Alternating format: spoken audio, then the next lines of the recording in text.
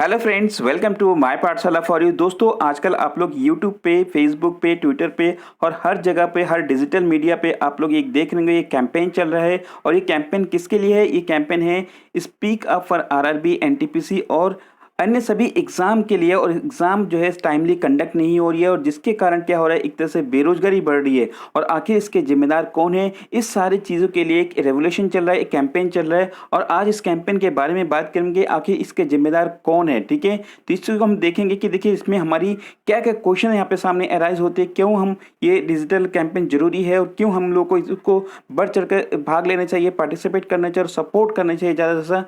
देखिए इसका main reason क्या है? देखिए हमारे सामने बहुत सारे क्वेश्चन यहाँ पे अराइज होते हैं। देखिए अभी जो एग्जाम होने वाले थे, SSC, RRB, NTPC, RO, UP triple SC और बहुत सारे ऐसे एग्जाम जिसके अभी तक डेट फिक्स नहीं है, कब तक एग्जाम होंगे, कब रिजल्ट आएगा, कब इसमें अपॉइंटमेंट होगी। इन सारी चीज़ों में कोई भी अभी जो है डेफिनेट जो है उसमें डेट तय नहीं हुआ कब ये एग्ज़ाम होनी है। ठीक है, देखिए ये क्वेश्चन कई बार हम लोग जो है रेज किए हैं, और कभी भी इसका कोई सही सटीक जो है आंसर नहीं मिला, और ना ही कोर्ट से भी इसका कोई एग्जैक्टली रेजोल्यूशन मिलता है। ठीक है, देखिए इसके अलावा एक क्वेश्चन और आता है यहाँ पे कि देखिए अगर हम बात करते हैं कि जो है यूपीएससी की अगर हम बात करें तो वहाँ पे क्या होता है कि एग्ज़ाम डेट पहले से तय होता है, और तय डेट पर ही हर चीज़ें होती है। तो क्यों नहीं SSC, RRB, NTPC, PCS exam और अन्य सभी स्टेट एग्जाम वो चीज़ फॉलो कर सके? क्यों ऐसा नहीं होता है कि यूपीएससी में सब चीज़ सही होता है लेकिन बाकी जगह पे सही नहीं होता है? ऐसा क्यों है?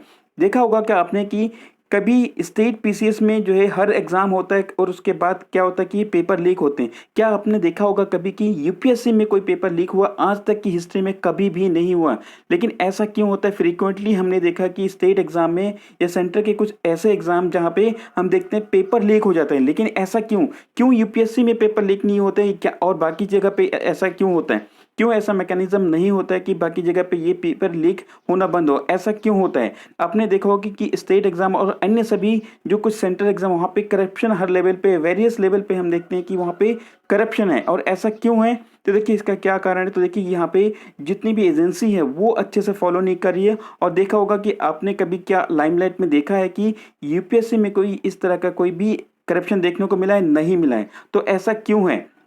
इसके अलावा देखिए कि कुछ एग्ज़ाम मैं आपको बता दूं कि जिसे कुछ एग्ज़ाम ऐसे भी होते हैं जो केवल 3 दिन में वो पूरा प्रोसेस कंप्लीट होता है। जैसे आपने देखा होगा कि एयरपोर्ट्स के कुछ एग्ज़ाम हैं, एयरपोर्ट्स में जैसे एक्स ग्रुप, वाई ग्रुप, जहाँ पे एग्ज़ाम होता है 3 घंटे में रिजल्ट आ जाता है रिटन एग्ज़ाम का, और जो उसके बाद 3 दिन के अंदर पूरा मेडिकल फिटनेस और बाकी सारी चीज़ें कंप्लीट होती है, और 20 डेज़ के अंदर वहाँ पे अपॉइंटमेंट दी जाती है।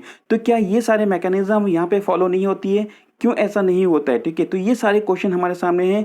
देखिए आप एक बहुत बड़ी बात है कि अगर इलेक्शन टाइम पे हो सकती है तो क्या एग्ज़ाम टाइम पे नहीं हो सकती है? तो ये सारे क्वेश्चन हमारे सामने आज है। और देखिए इसके लिए जिम्मेदार कौन है? सबसे बड़ी बात यहाँ पे है कि इसके जिम्मेदार कौन है। तो देखिए आपको क्या लगता है कि यहाँ पे जिम्मेदार गवर्नमेंट है, स्टेट बोर्ड एग्ज़ाम है, जो भी एग्ज़ाम बोर्ड है, ऑफिशियल्स है, या स्टूडेंट है? इनका आपको कमेंट बॉक्स में ज़्यादा से ज़्यादा आप लोग जो है यहाँ पे कमेंट करके बताइए। और जो भी जिम्मेदार आपको लगता है, और जिसके जहाँ ज़्यादा जहाँ पे कमेंट आएंगे, उसको हम जो है ट्विटर पे आगे ले जाएंगे, और वहाँ पे जो है एक कैंपेन अलग से चलाएंगे कि भाई ये लोग जिम्मेदार है इन सारी क्वेश्चन का, जो इन सारी जो अभी हमारे सामने इश्यूज़ हैं उसको जो है सॉर्ट आउट करने के लिए हम एक डिजिटल कैंपेन चलाएंगे। आप लोग ज़्यादा से कमेंट बॉक्स में कमेंट करिए और यहाँ पे बताइए, ताकि हम इसको आगे एक अलग रेवोल्यूशन यहाँ पे स्टार्ट कर सकें। और देखिए हमारी इस रेवोल्यूशन के माध्यम से क्या डिमांड होगी? देखिए हमारी डिमांड क्या है?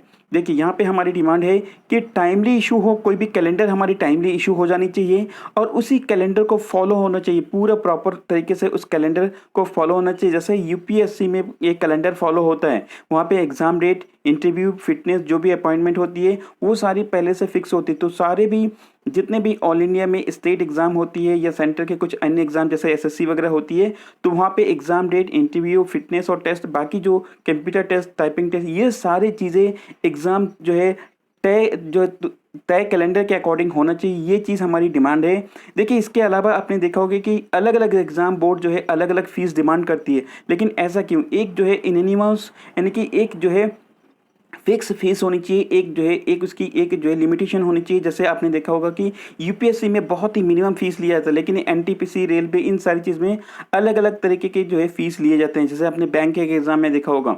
तो ऐसा क्यों है? अलग अलग एग्ज़ाम में क्या क्या यूपीएससी को जो है पैसा एग्ज़ाम कंडक्ट करने के लिए पैसा की ज़रूरत नहीं होती, वो लोग कम फीस क्यों लेते हैं और बाकी जो एग्ज़ाम है वहाँ पे फ़ीस ज़्यादा क्यों होते हैं? तो ये सारे बहुत सारे सवाल इस तरह के हैं। तो देखिए, एक मिनिमम फ़ीस एग्ज़ाम के लिए तय होनी चाहिए। इसके अलावा पेपर लीक होना बंद होना चाहिए। सबसे बड़ी बात है देखिए कि कोई भी स्टेट के एग्ज़ाम होता है या सेंटर के, वहाँ पे पेपर लीक के मामले बहुत बार सामने दिखते हैं। 2 दिन एग्ज़ाम हो गया, फिर दोबारा से कंडक्ट, दोबारा से लीक हो जाता है। तो इस तरह से सालों साल लग जाती है एक पूरी एग्ज़ाम प्रक्रिया को कंप्लीट होने में। देखिए, इसके अलावा जितने भी लेवल पे करप्शन होती है एग्ज़ाम में, वो चीज़ पूरी तरह से उस पे फुल स्टॉप लगनी चाहिए। आपने कभी भी ये नहीं सुना होगा कि यूपीएससी में, इनकी जो सिविल सर्विस में, वहाँ पे एक तरह से कोई भी पेपर लीक हुआ या करप्शन हुआ, इस तरह से के नहीं देखते हैं। क्यों ऐसा मैकेनिज़्म हमारे बाकी एग्ज़ाम पे लागू नहीं होता? ये हमारी आज स्टूडेंट की डिमांड है और इन सारी चीज़ों को हम आगे तक पहुँचाएँगे। और देखिए, अंत में एक बताऊँगा कि यहाँ पे हमारी एक डिमांड और है कि वो कि मॉनिटरिंग बोर्ड बननी चाहिए सेंट्रल लेवल पे, ताकि वो सारे जितने भी स्टेट बोर्ड हैं एग्ज़ाम कंडक्ट कराती है, उन पे मॉनिटरिंग कर सके और टाइमली हर चीज़, टाइम बाउंड मैनर में हर चीज़ को कंडक्ट कराए, एग्ज़ाम हो सके, इंटरव्यू टाइमली हो सके, फिटनेस, अपॉइंटमेंट, ये सारी चीज़। देखिए, अभी इलाहाबाद हाई कोर्ट के आरओ एआरओ का एग्ज़ाम हुआ, सब कुछ कंप्लीट हो गया, लेकिन अभी तक अपॉइंटमेंट नहीं हुआ। ठीक है, तो बहुत ऐसे एग्ज़ाम है। देखिए, आरओ जो यूपी में आरओ एआरओ के एग्ज़ाम की अभी 2016 का अभी डेट दोबारा अभी एग्ज़ाम होने वाला है। तो देखिए, 2016 से आज 2020 हो गए, 4 साल में ये एग्ज़ाम अभी पूरा कंप्लीट प्रोसेस नहीं हो पाया। तो देखिए, ये सारी विडंबना है हमारे एग्ज़ाम प्रोसेस की। तो देखिए, स्टूडेंट अगर कितना टाइम तक वो सर्वाइव करेगा, अपनी बेरोज़गारी कितने टाइम तक वो झेलती रहेगी। ठीक है, तो ये सारे कुछ हमारे यहाँ पे क्वेश्चन यहाँ पे राइज़ होते हैं। दोस्तों, अगर आपको ये लगता है कि ये हमारी डिमांड वैलिड है, जायज़ है, तो आप लोग इस मुहिम को, इस कैंपेन को, इस रेवोल्यूशन को ज़्यादा से सपोर्ट करिए। और मैं कहूँगा कि आप केवल हमारे चैनल के माध्यम से सपोर्ट ना करिए, जो भी आपको मीडिया मिलता है, जो भी आपको प्लेटफॉर्म मिलता है, उस चैनल से, उसी माध्यम से, फेसबुक, ट्विटर, कोई भी माध्यम से आप इसको सपोर्ट करिए, ताकि जो भी रिस्पॉन्सिबल लोग हैं वहाँ तक ये आवाज़ पहुँच सके, ताकि जो है जो भी रिस्पॉन्सिबल होगा, यहाँ पे देखिए गवर्नमेंट बोर्ड हो गया, ये एग्ज़ाम बोर्ड हो गया, ऑफिशियल स्टूडेंट, कोई भी जो रिस्पॉन्सिबल है, तो देखिए यहाँ पे कमेंट बॉक्स में ज़्यादा से आप लोग कमेंट करिए और इस चीज़ को हम आगे बढ़ाएंगे। और जो भी यहाँ पे जिम्मेदार होंगे, जैसे एग्ज़ाम बोर्ड या ऑफिशियल है गवर्नमेंट, तो उनको हम ये आवाज़ उन तक पहुँचनी चाहिए, ताकि ये सारी चीज़, इश्यूज़ जो हमारी सॉल्व होनी चाहिए।